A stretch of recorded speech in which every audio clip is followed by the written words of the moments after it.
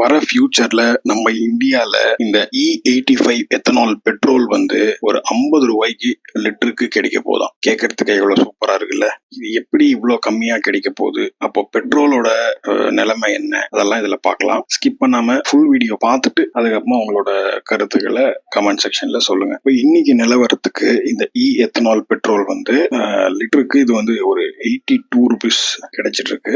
இது வந்து 107ல இருந்து 110 ரூபாய்க்கு கிடைச்சிட்டு இருக்கா. இந்த E85 எத்தனால் வந்து கம்மியான விலை இருந்தாலும் பட் எஃபிஷியன்சி ரொம்பவே டிராப் ஆகுமா. இது யாருக்கான ஒரு பெனிஃபிட்? அதாவது பிசினஸ் மேனுக்கா இல்ல காமன் பப்ளிக்கா?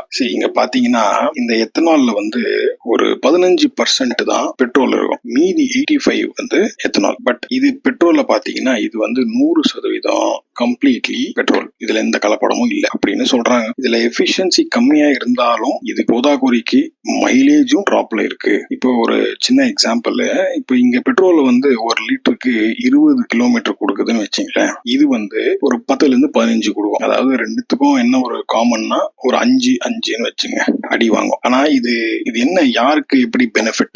நம்ம ஒரு காமன் பீப்புளா பார்த்தோம்னா இந்த சின்ன சின்ன மைலேஜ் டிராப் தெரியாது. அதே மாதிரி இந்த 82 110க்கும் பெருசா ஒன்னும் டிஃபரன்ஸும் இல்லை. ஸோ அதனால அவ்வளவு சீக்கிரம் கண்டுபிடிக்கவும் முடியாது. இந்த E85ல இது என்னன்னா இது எத்தனால்ல மிக்ஸ் ஆயிருக்கிறது பாருங்க. C2H5OH இந்த கெமிக்கல் இருக்கு. பட் இது வந்து கம்ப்ளீட்லி கார்பன் டை ஆக்சைடு, அதாவது ஹைட்ரோ கார்பன்ல பெட்ரோல்ல இருக்கு. ஹைட்ரோஜனும் ரெண்டும் மிக்ஸ் ஆகி ஆக்சிஜன் கூட ரியாக்ட் பண்ணும் போது அதோட எஃபெக்ட் வந்து பயங்கரம். பெட்ரோல் எப்படி ஏதாவது கொளுத்தோடனே பக்குன்னு இமீடியட் ஃபிராக்ஷன் ஆஃப் செகண்ட்ல ஃபயர் பிடிக்குது பாத்தீங்களா. பட் அது இங்க இருக்காது. இதுல எத்தனால்ல அது இருக்காது. ஏன் அப்படின்னா ஏன்னா இந்த எத்தனால்ல இருக்கிற லிக்விட் வந்து இது ஆல்ரெடி ஆக்சிஜனை கேரி பண்ணுது. ஸோ இது சின்ன சின்ன பார்ட்டிகல்ஸ் ஆஃப் ஆக்சிஜன் இருக்கும். ஸோ இதனால இதோட எஃபிஷியன்சி கொஞ்சம், அதாவது இமீடியட் பிக்கப்புக்கு கொஞ்சம் கம்மியா இருக்கும். ஸோ இப்போ ஒரு கொஸ்டின் வரலாம், அப்புறம் எதுக்கு கவர்மெண்ட் வந்து இவ்வளவு இதனால வந்து புஷ் பண்றாங்க?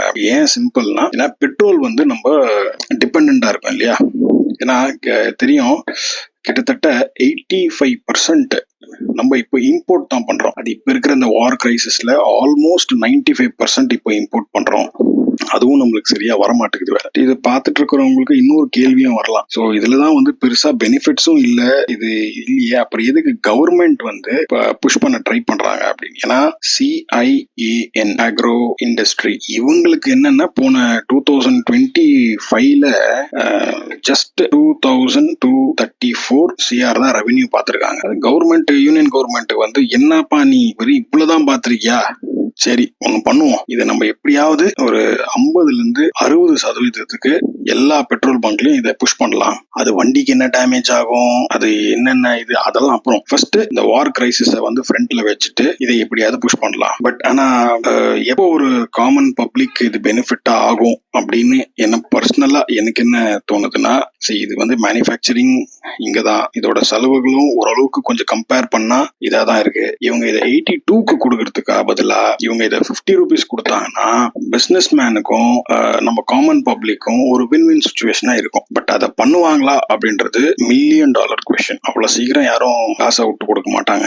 இது உங்களுக்கு என்ன தோணுது? கண்டிப்பா 50 ருபீஸ்க்கு வருமா? விட்டு கொடுப்பாங்களா? இல்ல இருக்கிற வாரோட சிச்சுவேஷன்ல இன்னுமே பிரைஸ் ஹை ஆகுமா? கமெண்ட் செக்ஷன்ல சொல்லுங்க. அண்ட் E85 பெட்ரோல் யாருன்னா வண்டியில போட்டிருந்தீங்களா? உங்களுக்கு ஏதாவது பிரச்சனை ஏதாவது இருக்கா உங்க வண்டியில? அப்படி யாருன்னா இருந்தா அதுவும் நீங்க கமெண்ட் செக்ஷன்ல சொல்லுங்க. சோ தட் அது நிறைய பேருக்கு போய் ரீச் ஆகட்டும். Thanks for watching. See you in the next video. Bye.